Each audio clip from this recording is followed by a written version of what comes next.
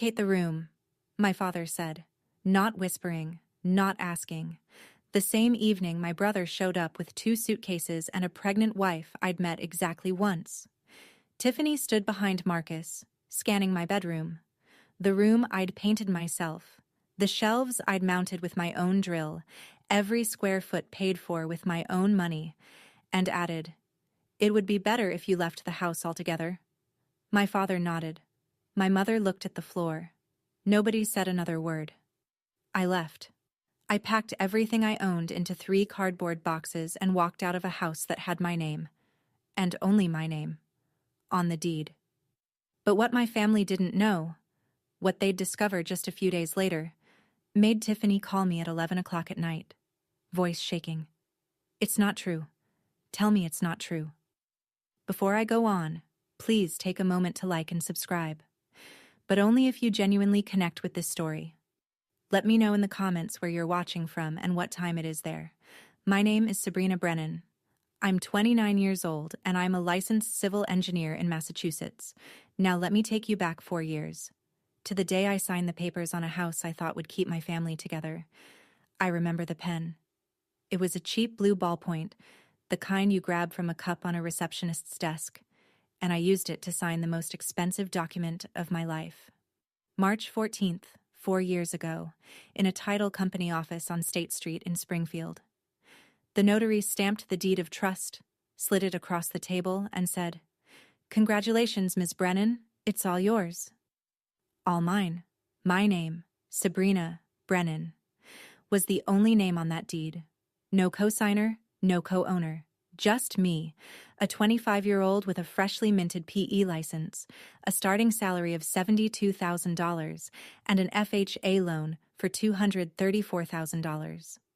Monthly payment, $2,340, due on the first of every month for the next 30 years. The house was more than I needed. 2 stories, a half-finished basement, 3 bedrooms, a backyard with a maple tree that dropped leaves all over the driveway every October. I didn't need 3 bedrooms. I needed 1. But I bought a house with 3 because my father, Gerald Brennan, 58, retired plumber with a bad back and a disability check of $1,480 a month, had just sold the mobile home he and my mother had lived in for 11 years. They had nowhere to go. So I made room. The deal was simple. They'd move in, contribute toward utilities, and we'd be a family under one roof. That was the deal. Verbal. No lease. No written agreement. Just trust. They moved in the following week. My mother brought her ceramic rooster collection. My father brought his recliner and his opinions. Neither of them ever paid a single utility bill. But that wasn't the worst part. The worst part was that I spent 4 years believing that if I just kept paying, kept maintaining, kept proving, they'd eventually see what I was worth. They never did. Let me tell you about the hierarchy in the Brennan household because it'll explain everything that comes next. Marcus Brennan, my older brother, 33. Handsome in the way that gets you a second date but never a second promotion. He sold used cars at a dealership called Riverside Motors and talked about it like he was closing mergers on Wall Street. My father adored him. Gerald Brennan had one belief that governed his entire worldview. Sons carry the name, daughters carry the groceries. Marcus was the future. I was the infrastructure. When Marcus graduated from community college, which took him 3 attempts and a D- in statistics, my father threw a backyard barbecue. 16 people, burgers, beer, a banner that said "Proud of You," son in block letters. When I graduated with honors from the civil engineering program at UMass Amherst, cum laude, Dean's List 7 out of 8 semesters, my father sent a text message. 4 words, "Good for you, kid." No period, no exclamation point, no barbecue. When I passed the PE exam, a license that fewer than 25% of engineering graduates achieve, my mother said, "That's nice, honey. Your brother just got promoted to senior sales." Senior sales? At a used car lot? With $38,000 in credit card debt. But Gerald didn't know about the debt. Or maybe he did, and didn't care. What I know for certain is that he'd been quietly lending Marcus money from his disability check. $5,000 here, $3,000 there, and then turning around and asking me to help with the bills this month, sweetheart. The prescriptions are killing us. I always said yes, because that's what infrastructure does. It holds everything up, and nobody notices until it's gone. Then, one Friday evening, Marcus called with news that changed everything. Before I get to that phone call, I need you to understand the numbers, because numbers don't lie, and in my family, they were the only thing that didn't. Over 4 years, I paid 48 mortgage installments at $2,340 each. That's $112,320. Just principal and interest.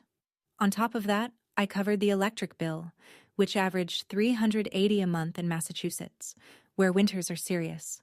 Water and sewer ran about $90, internet and cable. My father insisted on the sports package, added another $200. Groceries I supplemented at roughly $150 a month because my parents ate every meal at home and never once pushed a cart through a supermarket. Add it all up. $147,360, conservatively, over 4 years, from my paycheck, into a house where I slept in one bedroom and asked nothing from anyone. I also painted the exterior twice. Did it myself? 2 weekends each time, up on a 20-foot extension ladder. I replaced the roof section over the back porch when it started leaking. $4,200 out of pocket. I installed a heating unit in the basement because my father complained the house was drafty downstairs. $3,100. My neighbor, Louise Vacate, 67 years old, lived next door for 11 years, saw all of it.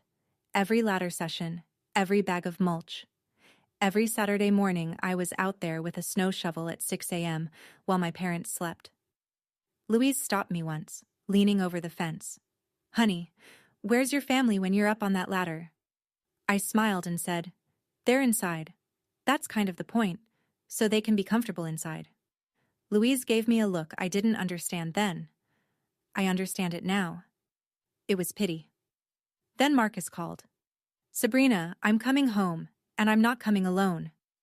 Marcus's voice had that particular brightness it only got when he wanted something. I'd heard it before. When he needed a cosigner, I said no. When he wanted to borrow my car for a weekend that turned into 2 weeks. When he asked me to talk to Dad about sending him more money. This time, he was bringing Tiffany, his wife of 8 months, 7 months pregnant. They arrived on a Friday evening. 2 large suitcases, 3 boxes of baby supplies, and Tiffany, who stepped out of Marcus's car and looked at the house the way you'd appraise something at an auction. She was 30 years old, worked part-time as a receptionist at a dental office, and had a way of making every sentence sound like she was doing you a favor by speaking. My father was ready. I realized that within 30 seconds of their arrival, because the living room furniture had already been rearranged, a corner cleared, a space made. Gerald had known they were coming. He'd prepared. And he hadn't told me.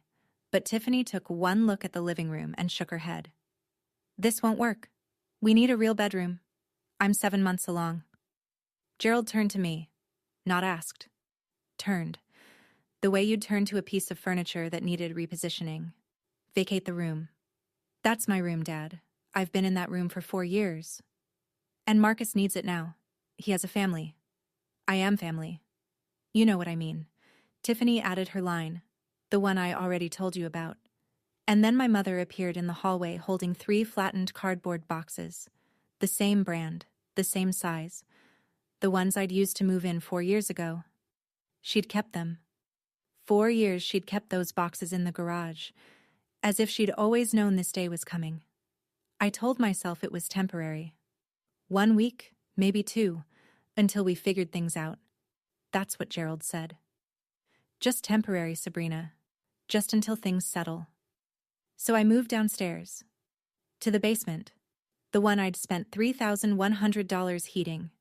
Bare concrete walls. A single overhead bulb on a pull chain. A mattress I dragged down from the guest closet, set directly on the floor because there was no bed frame. The air smelled like mildite and old cardboard, and in the corner, a slow drip from a joint in the cold water pipe marked time with a rhythm that kept me awake the first night. Upstairs, Tiffany made herself at home. The next afternoon, she posted a photo of my old bedroom, now arranged as a nursery with a crib and pastel bunting, to her Instagram. Family always makes room for the next generation, followed by a pink heart emoji. 212 likes, comments full of heart eyes and congratulations, and what a beautiful space. Nobody asked whose space it had been 24 hours earlier. Marcus passed me on the stairs the following morning. "It's just temporary, Sabrina. Don't make this weird." I slept in that basement for 3 nights. On the 3rd night, a pipe joint gave way slightly. Not a burst, but a steady seep. And I woke at 3 a.m. with my back soaked through the mattress. I lay there in the dark, water creeping through the fabric, staring at the ceiling, which was their floor. And I thought, I am paying $2,340 a month to sleep in a puddle beneath my own house. The next morning, I went upstairs to make coffee. Tiffany was sitting at the kitchen table using the espresso machine I'd bought. She looked up. "Oh, you're still here?" That was the first time in my life I understood that love and ownership are not the same thing. It happened on a Tuesday. I was sitting in my car in the parking lot at work, eating a granola bar, when my phone buzzed with a notification from my credit monitoring service. I'd signed up for it 3 years earlier. Not out of paranoia, but because my engineering brain likes tracking data. The alert read, "New lien detected on property at 147 Maplewood Drive, Springfield, MA." I read it twice, then a 3rd time. Then I put the granola bar down and opened the full report. A $95,000 mortgage lien. Filed through Greenfield Credit Union, a small community bank on Carew Street. The same one where my father had his checking account. The borrower's signature on the deed of trust addendum, Sabrina Brennan. Except I had never signed anything. I had never been to Greenfield Credit Union. I had never authorized a lien on my property. I pulled up the signature image on the PDF. It looked close enough to fool a casual glance. But I knew my own handwriting the way a musician knows their own instrument. The capital B in Brennan was wrong. I loop it tight at the top. This one swooped wide, the way you'd copy it from a photocopy. And the middle initial, my middle initial, E for Elizabeth, was written in print. I always write it in cursive. Someone had traced my signature. From the used car lease I'd signed 2 years earlier, the one my father had helpfully photocopied for his records. I called the credit union. A manager confirmed the loan had been processed 3 months prior by a representative described as a family member of the property owner.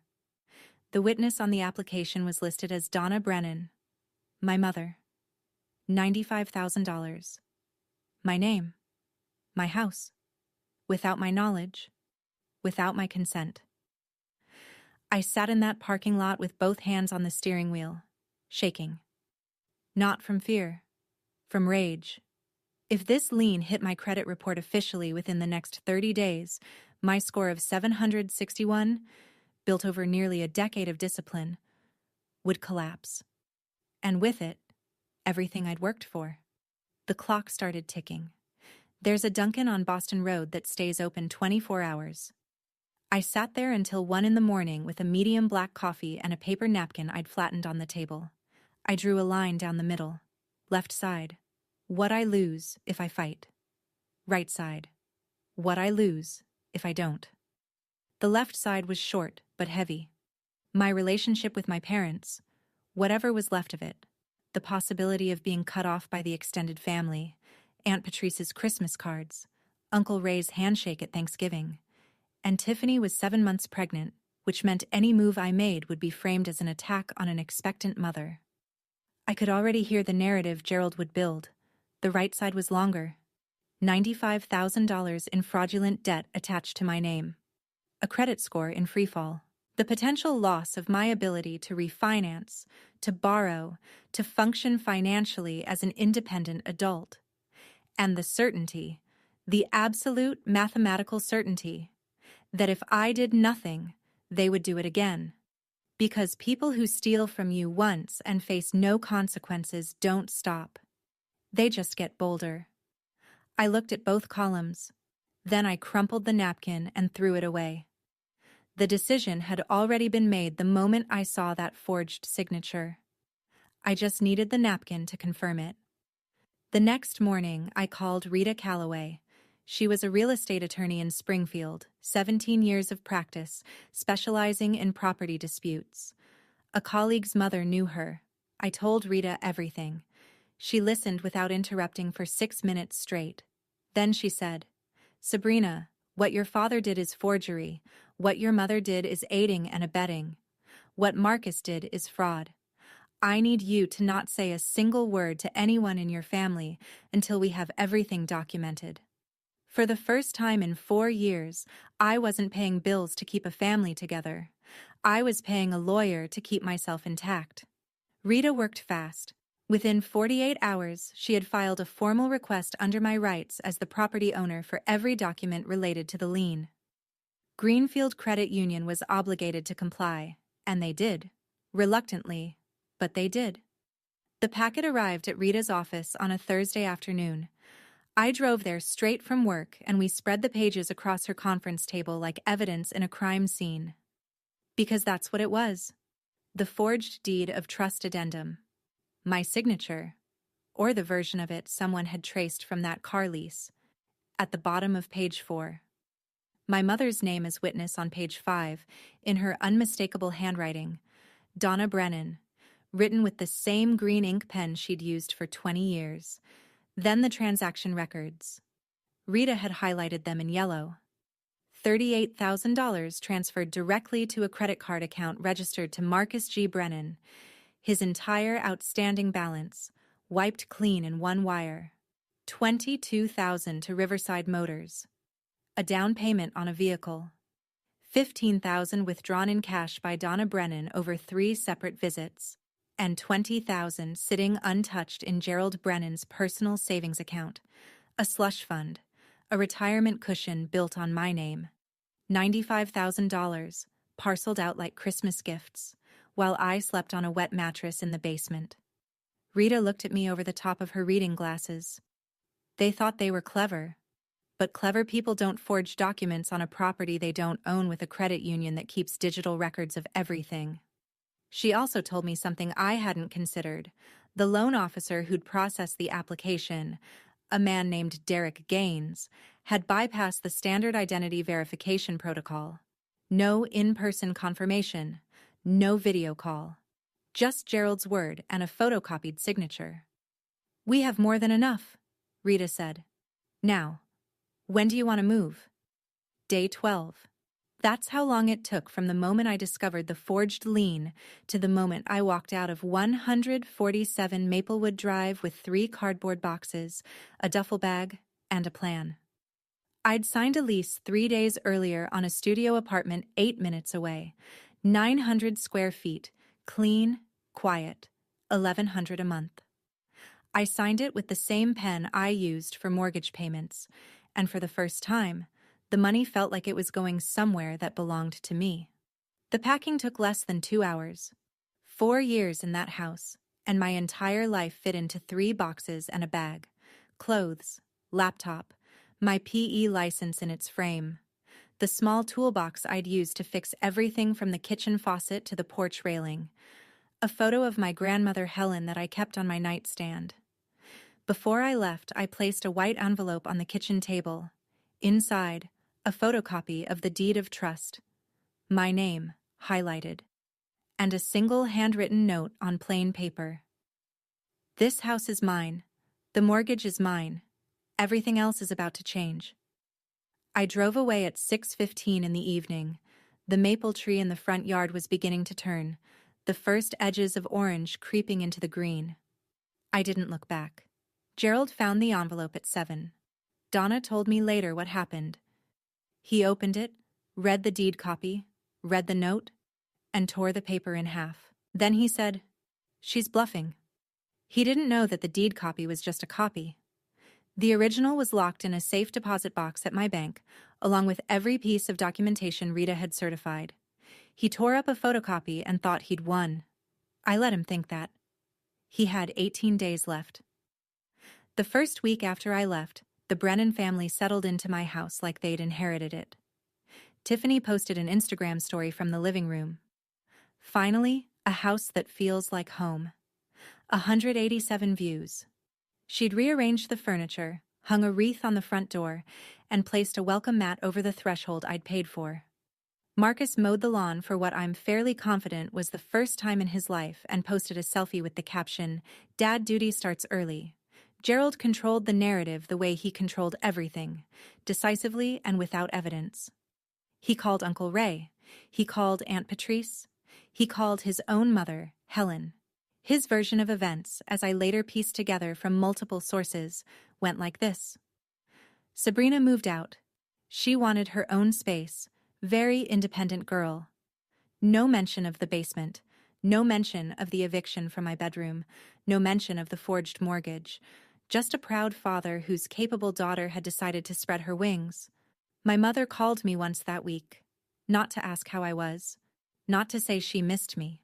She called to ask, "Did you pay the electric bill before you left?" Gerald said the lights flickered. I let that sentence sit in silence for 3 full seconds before I answered. Meanwhile, Rita and I were working through our checklist. The fraud complaint to Greenfield Credit Union. Filed. Formal disputes with all 3 credit bureaus. Experian, TransUnion, Equifax. Submitted with supporting documentation. And the final piece. The 30-day notice to quit. Prepared and ready.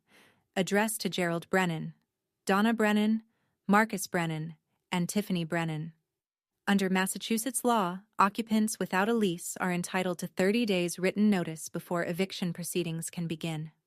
Rita scheduled the process server for day 17. The same day as Gerald's open house. 45 guests. Perfect timing. It started with the heating system. Day 5 after I left, the thermostat in the main unit glitched. A quirk I'd learned to fix myself by resetting the breaker and recalibrating the temperature sensor. It took 90 seconds if you knew what you were doing. Gerald did not know what he was doing. He called an HVAC company. They quoted him $2,800 for a diagnostic and potential part replacement. Gerald did not have $2,800. Day 7, the electric bill arrived. $340 for the month. Standard for a Massachusetts winter with 4 adults running heat around the clock. The bill was still in my name because the transfer request I'd submitted hadn't processed yet. Gerald called me. "When are you coming back? The house needs you." Not, "We miss you," not, "Are you okay?" The house needs you. As if I were a part of the plumbing. "I'm not coming back, Dad. You should contact the utility company directly. The account is under my name, and I've already submitted a transfer request." "What do you mean, transfer request?" "I mean the bills will be in your name starting next month, or whoever's name you'd like." 10 seconds of silence. Then he hung up without another word. That evening, Tiffany sent me a text. I still have it, word for word. "This is really selfish timing. I'm due in 8 weeks." Selfish. That word. It's remarkable how precisely selfish maps onto inconvenient for me. I'd paid $147,000 into that household over 4 years. I'd heated the basement at my own expense so the house would be comfortable. I'd replaced the roof so the rain wouldn't touch them. And the first time I stopped, the very first time I wasn't useful, I was selfish. I didn't respond to the text. Some sentences don't deserve an audience. My mother called at 9 on a Wednesday night. She was crying. The practiced, measured kind of crying that rises and falls at convenient intervals, the kind that sounds like grief but operates like a crowbar. "Your father is stressed. His back is worse. You know he can't handle the house alone." "Mom, I maintained that house alone for 4 years. Dad was there the whole time." "That's different. You're young. You're strong. I'm also the person whose signature was forged on a $95,000 mortgage. Did you want to talk about that?" The crying stopped. Not tapered off. Stopped. Like someone had pressed pause on a recording. A long silence. Then, very quietly, "Your father said it was for the family. It was for Marcus's credit card debt. I have the bank records, Mom. $38,000 to his card. $22,000 for a car. You personally withdrew $15,000 in cash over 3 visits. Do you want me to read you the dates? You're going to tear this family apart. The family was torn apart the night you put 3 cardboard boxes outside my bedroom door. She hung up. I sat alone in my studio that night with the comparison sheet Rita had printed. My real signature on the left, the forgery on the right. And I asked myself whether I was being too hard. Whether there was a version of this where everyone came out whole. Whether the right thing and the kind thing were the same thing. Then I looked at the forgery again. My mother's handwriting on the witness line. Green ink. The same pen she used to write grocery lists and birthday cards, and the note she'd tucked into my lunchbox in 4th grade. Have a great day, sweetie. No, I wasn't too hard. I was finally clear. Have you ever had someone you love use your own loyalty as a weapon against you? I'd like to hear your story. Share it in the comments. You might help someone else realize they're not alone. Marcus showed up at my apartment unannounced on a Thursday evening. No call. No text. Just 3 hard knocks on a door he had no business knowing the address of, though I suspect my mother gave it to him. I checked the video feed from the Ring doorbell camera Rita had advised me to install the week prior. Marcus was standing on the walkway, jaw tight, fists opening and closing at his sides. I opened the door. What the hell are you doing, Sabrina? Dad says you're threatening to kick us out? I'm not threatening anything. I'm exercising my legal rights as the property owner. Property owner? He laughed, a short, ugly sound. You think a piece of paper makes you better than family? That piece of paper is a deed of trust. And another piece of paper, the one you forged with Dad, is a federal crime. The laugh died. His expression shifted, not to remorse but to calculation. I'd watched Marcus sell cars for years. I knew exactly when the pitch changed. Look. His voice softened. We can work this out. Tiffany's due in 8 weeks. You can't do this to her. I'm not doing anything to Tiffany. I'm undoing what was done to me. If you go through with this, you'll never see your niece or nephew. The words landed, but they didn't stick the way he'd intended.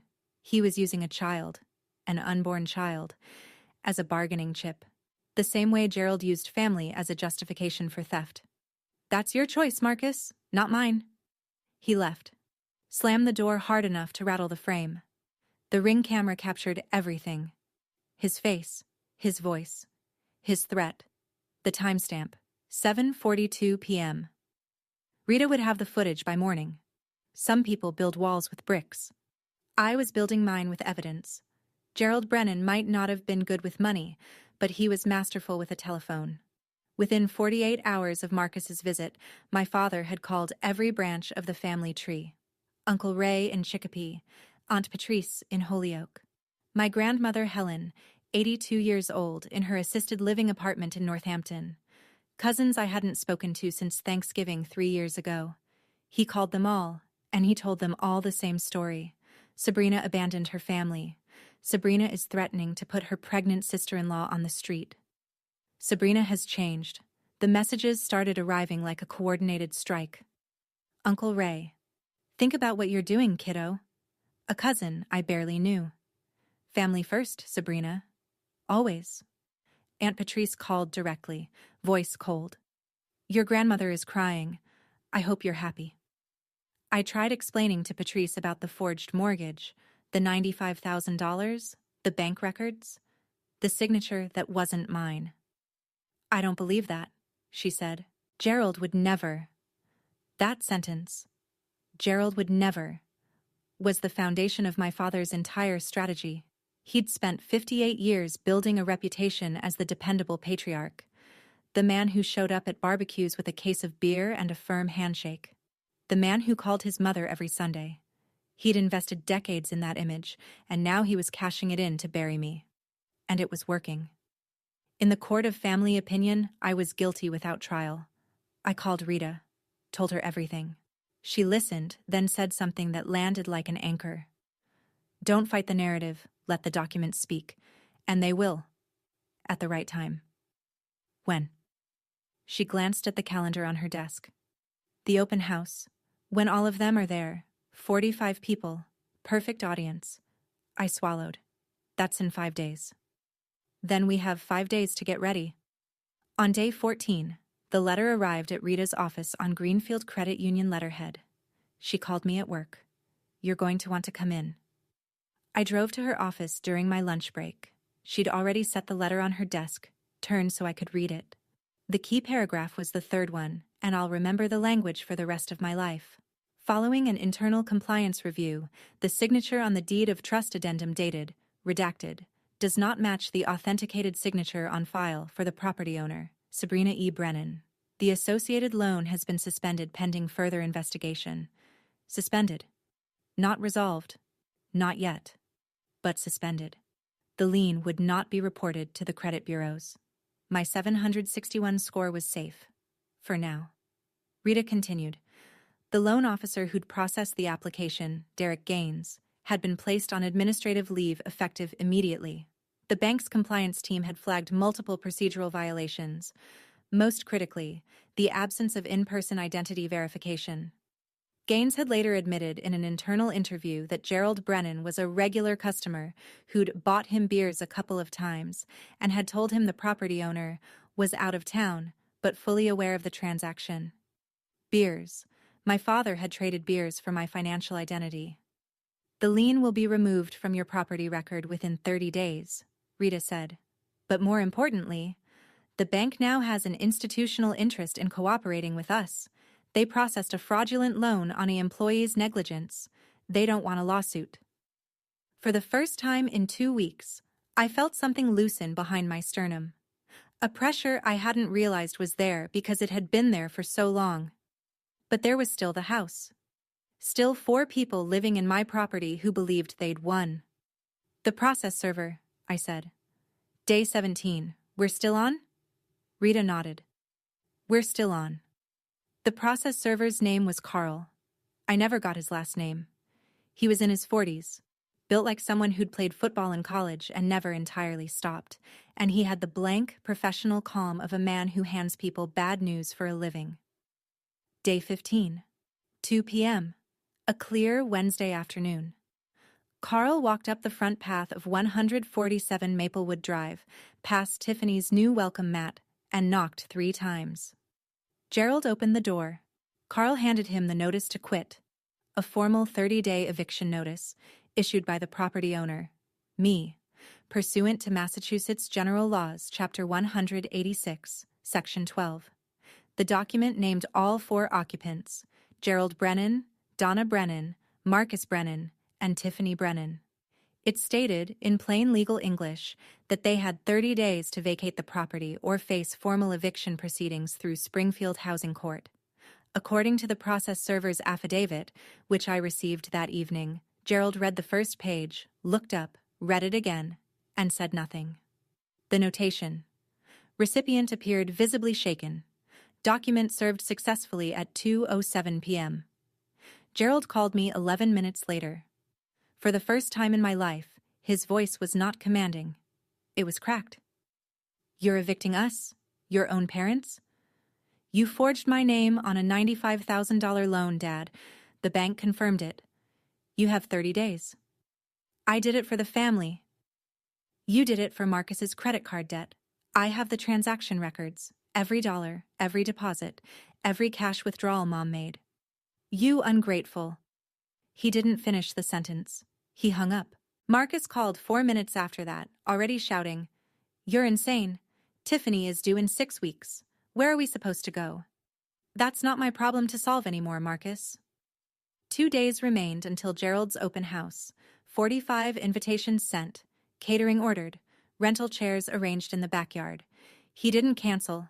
He told Donna, We'll show them we're still a family. Sabrina is the one who left. He still believed he controlled the narrative. Sunday, 1 p.m., the maple tree in the front yard of 147 Maplewood Drive had gone full orange, and beneath it, Gerald Brennan had arranged folding tables, a catered spread from a local deli, helium balloons in pink and white, and 45 chairs in neat rows like a congregation awaiting a sermon. The event was billed as Welcome Baby Brennan, a celebration of Marcus and Tiffany's incoming child, the first grandchild of the Brennan line. Gerald had sent text reminders the day before. Donna had baked a lemon cake. Tiffany wore a new lavender maternity dress and sat in a cushioned chair at the head of the main table like a guest of honor at a banquet. The crowd filled in over the first hour. Uncle Ray, khaki shorts and a polo, standing near the grill. Aunt Patrice, holding a wrapped gift, lips tight. Grandmother Helen, 82, seated in a padded lawn chair someone had brought specifically for her. Neighbors from Maplewood Drive, including Louise Beckett, who stood at the edge of the yard with a glass of lemonade and a face that said she was there to watch, not to celebrate. Co-workers from Riverside Motors, friends of Tiffany from the dental office, cousins, second cousins, a few people I couldn't place. Gerald stood at the center of it all. Dress shirt tucked in, sleeves rolled once at the cuff. He raised a plastic cup of lemonade and offered a toast. The Brennan family is growing. This house, this home, has always been about family. 45 people clapped. Tiffany beamed. Marcus put his arm around her. Donna smiled from behind the cake table, arranging plates. Nobody mentioned me. Gerald had told anyone who asked that I couldn't make it, that I'd been going through some things. Louise Beckett took a slow sip of her lemonade and said nothing. It was 1:15. I was 8 minutes away, sitting in my car with a manila folder on the passenger seat and a heartbeat I could feel in my throat. I parked on the street, 2 houses down, checked my reflection in the rearview mirror. Gray blazer, black slacks, white blouse. The same outfit I wore to project review meetings at work. Hair pulled back in a low knot. Minimal makeup. I looked like someone who'd come to deliver a report, because that's exactly what I was doing. The manila folder sat on my lap. Inside, a certified copy of the deed of trust. The signature comparison, mine on the left, the forgery on the right. The official letter from Greenfield Credit Union confirming the loan suspension, and photocopies of the transaction records showing where every dollar of that $95,000 had gone. Rita had organized the pages in order. Each one was tabbed. I walked up the sidewalk at 2:15. The party had been going for over an hour. People were eating, laughing, milling around the yard. A few kids chased each other near the fence. The balloons bobbed in a light breeze. Gerald saw me first. He was standing near the porch steps, mid-conversation with a cousin, and his expression went through 3 stages in about 2 seconds. Surprise, irritation, and something closer to fear than I'd ever seen on his face. He walked toward me fast. "What are you doing here?" "I'm at my house, Dad. The one with my name on the deed." "Don't make a scene. I'm not the one who forged someone's signature on a mortgage application." His hand closed around my arm, just above the elbow. Not hard enough to bruise, but hard enough to steer. "Lower your voice." A voice came from behind us, clear and firm. "Gerald, take your hand off that girl." Louise Beckett. Standing 6 feet away, lemonade still in hand, expression as steady as poured concrete. Gerald let go. A few heads turned, then a few more. Tiffany appeared in the doorway, baby shower gift bag still in her hand. She saw me and her face drained of color. Why is she here? 45 people were watching now. I stood on the porch, 3 steps up from the yard in full view of every guest, and I did not raise my voice. I didn't need to. Silence carries farther than shouting when the audience is already listening. Most of you were told I moved out because I wanted my own space. That's not what happened. I opened the manila folder. This house is in my name. Only my name. I bought it 4 years ago with an FHA loan. I've paid every mortgage payment, $2,340 a month. 48 months, $112,320 total. My parents contributed $0. Gerald took a step forward. "Sabrina, stop this. 3 weeks ago, I discovered that my father, with my mother as a witness, forged my signature on a $95,000 mortgage application at Greenfield Credit Union." I held up the signature comparison. "This is my real signature." I pointed to the left column. "And this is the one on the mortgage." I pointed to the right. "They're not the same." The bank confirmed it in writing. I held up the letter from Greenfield. "The loan has been suspended. The bank is investigating. I held up the transaction summary. $38,000 went to Marcus's credit card debt, $22,000 to a car dealership for his down payment. $15,000 was withdrawn in cash by my mother. $20,000 is sitting in my father's savings account right now. My parents stole $95,000 from me by forging my name. The yard went silent. Not the polite silence of a pause between toasts, the airless silence of 45 people realizing they're standing inside someone else's lie. Aunt Patrice set her cup down on the table. Uncle Ray looked at Gerald with an expression I'd never seen him wear. Then Louise Beckett spoke, loud enough for every corner of that yard. I've lived next door for 11 years. I watched this girl mow that lawn, paint those walls, shovel that driveway. Alone. Every single time. And they had the nerve to put her in the basement. I set the folder on the porch railing. I'm not here for revenge. I'm here because 45 people deserve to know the truth before they congratulate this family on growing. Tiffany rose from the cushioned chair slowly, one hand on the armrest, the other on her belly. Her face was the color of the paper plates stacked on the catering table. She looked at Marcus the way you'd look at a stranger wearing your husband's clothes. Tell me this isn't real. Marcus didn't move. His eyes were fixed on a spot on the ground somewhere between his shoes and the edge of the lawn. His mouth opened, then closed. Marcus. Tiffany's voice went up an octave. Tell me the $38,000 wasn't true. Tell me you didn't use stolen money to pay off your debt. It's complicated, Tiff. It's not true. Tell me it's not true. Her voice broke across the yard like glass on tile. A child near the fence stopped running. Uncle Ray set his plate down.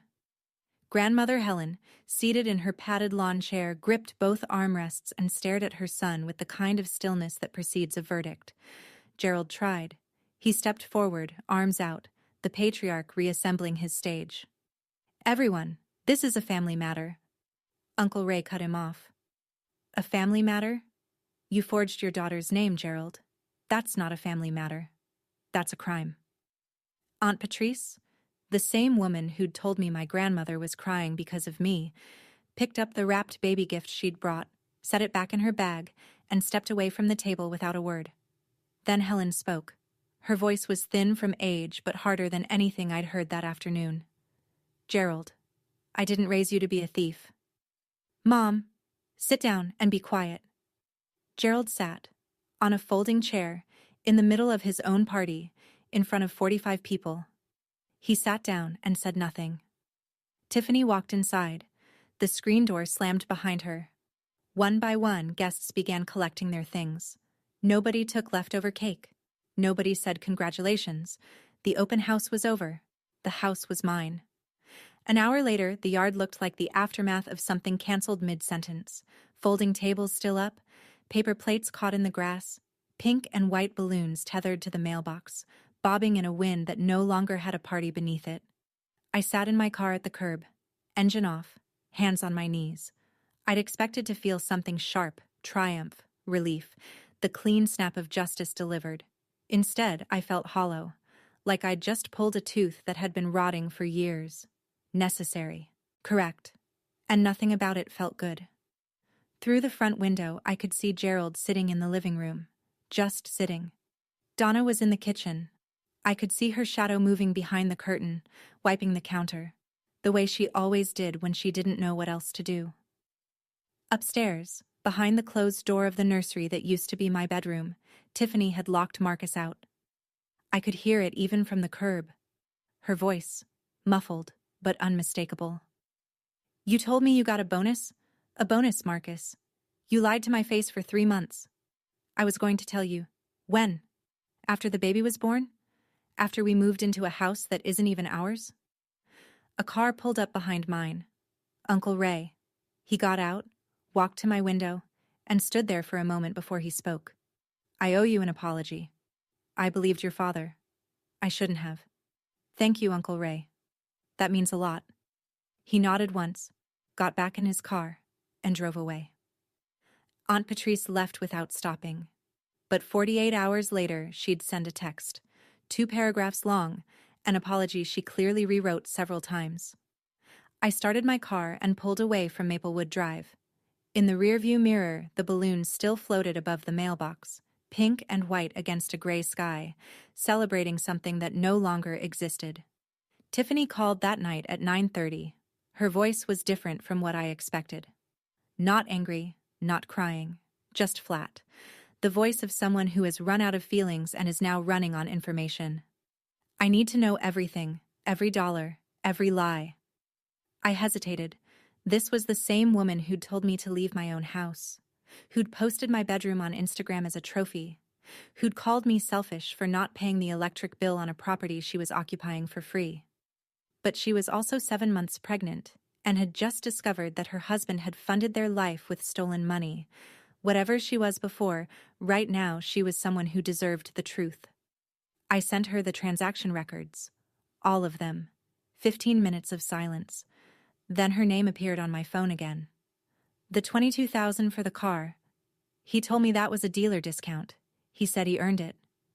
I'm sorry, Tiffany, I really am. Don't be sorry. I'm the one who told you to leave your own house. A pause long enough to drive through. I didn't know it was your house. Gerald told me it was a family property, passed down from your grandparents. That's what he said. It was never a family property. I bought it with my own money when I was 25. Another silence, then quieter. I owe you an apology. A real one. Not now. I can't right now. But I owe you one. Before she hung up, she told me something I hadn't known. Marcus also owed her $7,000. Money she'd lent him before the wedding. Money he'd sworn he'd pay back after the baby came. She was beginning to see the pattern I'd spent 4 years learning. Her last words. I'm calling my mom tomorrow. I'm not raising this baby in a house built on lies. She kept her word. The week after the open house, the Brennan family came apart like a building with the load-bearing wall removed. And I would know. I'm an engineer. I know exactly what happens when you take away the thing that held everything up. Tiffany moved to her mother's house in Worcester, an hour and a half east. Marcus called her 14 times the first day. She answered none of them. By the third day, her Facebook status changed from married to blank. Not single, not, it's complicated, just blank, which somehow felt louder than either. Marcus lost his footing. Without Tiffany, without the baby on the way narrative, he was just a 33-year-old man sleeping on the sofa in his sister's house. Except it wasn't his sister's house. It was just his sister's. Gerald, for the first time in Marcus's memory, turned on him. If you hadn't been in so much debt, none of this would have happened. Golden child, meet the cold side of the altar. Gerald himself was unraveling in slower, quieter ways. He canceled his weekly poker game for the first time in 12 years, told his buddies, family stuff. But 2 of the men in that group had been at the open house. They already knew. The phone calls Gerald used to receive. From cousins checking in, from friends wanting to grab lunch. Slowed to a trickle. Uncle Ray didn't call at all. Helen, his own mother, didn't return his calls for 3 days straight. Donna called me once a day, every day. Same script, same cadence. Please come home. We can fix this. And every day I gave the same answer. There's nothing to fix, Mom. There's only what happens next. On Friday, a letter arrived at 147 Maplewood Drive from Greenfield Credit Union. A formal request for Gerald and Donna to appear in person at the branch to discuss the matter. The bank had its own problems now, and Gerald was running out of people willing to believe his version of the story. The internet is not kind to secrets. It's even less kind when the secret involves baby showers and stolen mortgages. Tiffany deleted the Instagram post. Family always makes room for the next generation, the one with 212 likes and a pink heart emoji.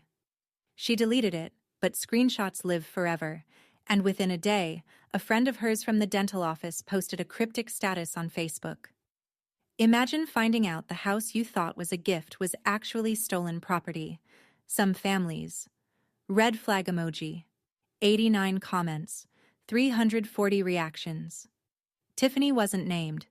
She didn't need to be. The people who knew, knew. On Maplewood Drive, The Whisper network operated at the speed of a cul-de-sac. Louise Beckett didn't gossip. It wasn't in her nature. But when neighbors asked, she gave them one sentence. I watched that girl build this home with her own 2 hands. You should ask Gerald what he built. It was the kind of line that didn't need a follow-up. People filled in the rest themselves. At Riverside Motors, Marcus's co-workers had been at the open house. 2 of them. They'd seen the documents, heard Tiffany scream, watched Gerald get told to sit down by his own mother. One of them asked Marcus on Monday morning, "Hey, wasn't that your sister's house?" Marcus didn't answer.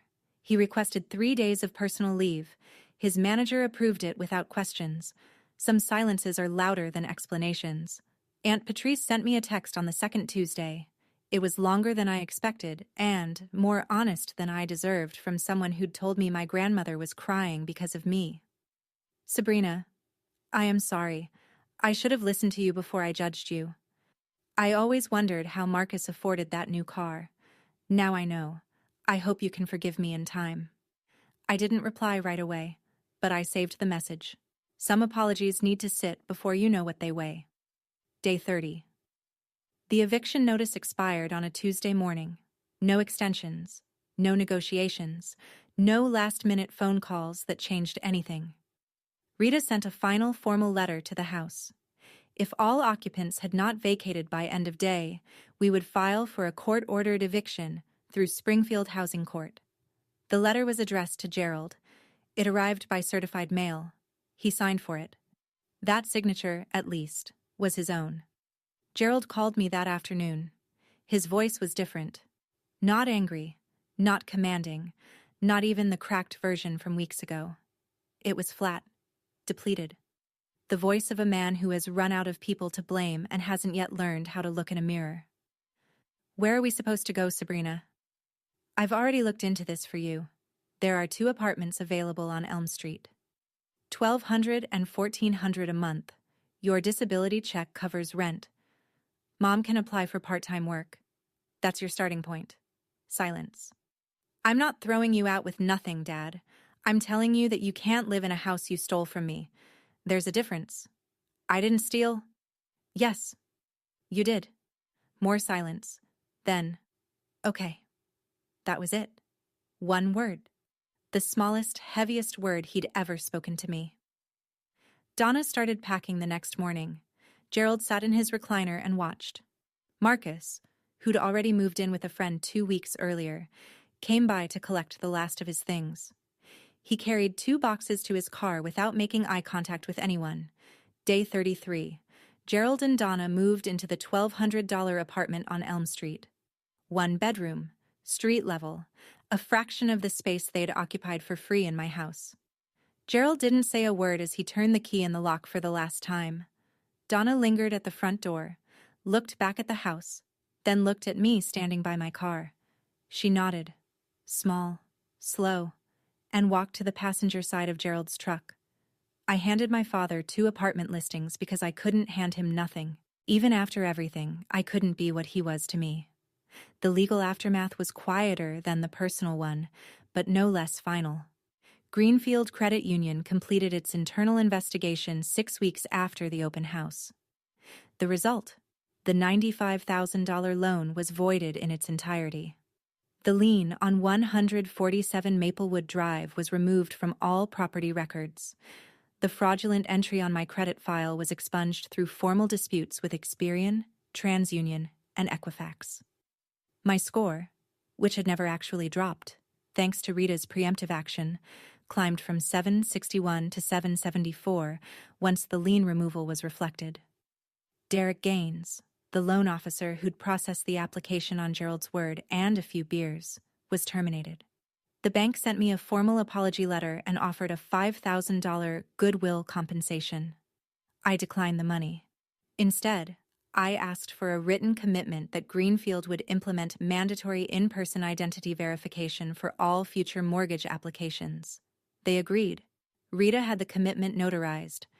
The harder question came next: criminal charges. Rita laid it out plainly. What Gerald and Donna had done, forging a signature on a financial instrument, constituted forgery under Massachusetts General Laws, Chapter 267, Section 1. What Marcus had done, knowingly receiving proceeds, was fraud. I had standing to file a criminal complaint. I chose not to. Not because they didn't deserve it. Because I didn't want to spend 2 years in courtrooms revisiting the worst thing my family had ever done to me. I'd already won. I had my house, my credit, my name back. I didn't need a conviction to know I was right. But Rita sent Gerald one final letter. Ms. Brennan has chosen not to pursue criminal charges at this time. This decision is a courtesy, not an entitlement. Any future unauthorized use of Ms. Brennan's identity or property will be referred directly to law enforcement. Donna told me later. Gerald read that letter twice, folded it, and put it in a drawer. He never mentioned it again. Some warnings don't need to be loud. They just need to be permanent. 2 months after the open house, I sat at my kitchen table in the studio apartment, the one I'd rented as a temporary escape, and wrote an email. Not to Rita. Not to the bank. To my family. All 3 of them. Gerald, Donna, Marcus. It took me 4 hours to get it right. Not because the language was complicated, but because I wanted every word to be a wall with a door in it. Firm enough to protect me, open enough to prove I wasn't them. The email had 3 sections. The first was financial. I will not provide financial support for rent, utilities, or personal expenses. If you need assistance, I can refer you to community resources in Springfield. The second was about contact. I am open to communication, but only under specific conditions. No guilt language, no demands, and no discussion of the house or the mortgage. If these boundaries are crossed, I will pause contact for 90 days. The third was about the future. If and when trust is rebuilt, through consistent, demonstrated change over time, not through words. I'm open to having a relationship, but it will be on different terms than before. I read it 6 times. Then I pressed send. Gerald never responded. Not a word. Not then. Not since. Donna replied 2 days later. I understand. I'm sorry, Sabrina. I truly am. Marcus responded 2 weeks after that. 4 words. I get it. Which was either growth or fatigue. I couldn't tell, and I decided it didn't matter. I'd spent 4 years asking myself if I was being too hard, too cold, too much. But writing that email, laying it out in plain language, setting terms I could point to, was the first time I felt like I was being exactly enough. Have you ever had to draw a line with someone you love? Not with anger, but with a document? How did it feel? Tell me in the comments. You might find you're not the only one holding that pen. 3 months after the open house, Tiffany gave birth to a girl. 7 pounds, 4 ounces. Lily Mae Brennan, born at a hospital in Worcester, near Tiffany's mother's house, in a delivery room that Marcus was not invited into. Tiffany sent me a photo the next morning. A tiny face wrapped in a white blanket, eyes closed, one miniature fist curled against her cheek. Beneath the photo, a message longer than any Tiffany had ever sent me. Sabrina, I said terrible things to you in a house that was never mine to claim. I was wrong. I was told things that weren't true, and I chose to believe them because it was easier. That's on me. You don't owe me anything. But if you ever want to meet Lily, she has your eyes? Actually, the door is open. No pressure. No timeline. I looked at that photo for a long time. Then I cried. For the first time since I'd left Maplewood Drive, I cried. Not from sadness, not from anger, but from the particular relief of something unclenching inside your chest that you forgot was clenched. I replied, "Thank you, Tiffany. That means more than you know. I'd like to meet Lily when the time is right." Tiffany had filed for separation at Worcester County Probate Court. She wasn't going back to Marcus. She told me later, in a conversation I didn't expect to have, that the $7,000 he still owed her was the smallest of his debts. Marcus called me once after Lily was born. He asked if he could bring the baby to see me sometime. I said yes, but at a coffee shop in town, not at my house. Public space. Neutral ground. A boundary I didn't need to explain and he didn't try to push. Forgiveness isn't a switch, it's a faucet, and I get to control the flow. 6 months after the open house, I moved back into 147 Maplewood Drive. My house. My name on the deed. My hand on the doorknob. My key in the lock. I repainted every room. New colors. Not to erase anything, but because I'd earned the right to choose. Soft gray in the bedroom, warm white in the kitchen. The basement got a proper floor, vapor barrier, and recessed lighting. I never wanted to look at bare concrete again. Louise Vacate came over the first afternoon with a potted lavender plant, set it on the porch railing, squeezed my hand, and said, "Welcome home, honey. For real this time." At work, the promotion I'd been tracking came through. Senior project engineer. Salary. $104,000 a year. I signed the offer letter at the same desk where I'd first seen the credit monitoring alert that started all of this. I began writing. Not reports, words. A blog first. Personal essays about family systems, about the cost of being the reliable one, about what happens when you stop subsidizing people who've confused your labor for your love. The first post, the basement test, how I knew it was time to leave, was shared 4,200 times in its first month. A small publisher in Boston, Harborline Press, reached out. They wanted a book. I signed the contract for The Deed is in My Name, Reclaiming Your Life from Family That Takes Too Much. Publication timeline, 8 months. Gerald and Donna live on Elm Street. He calls once a month. The calls are short, awkward, and devoid of demands.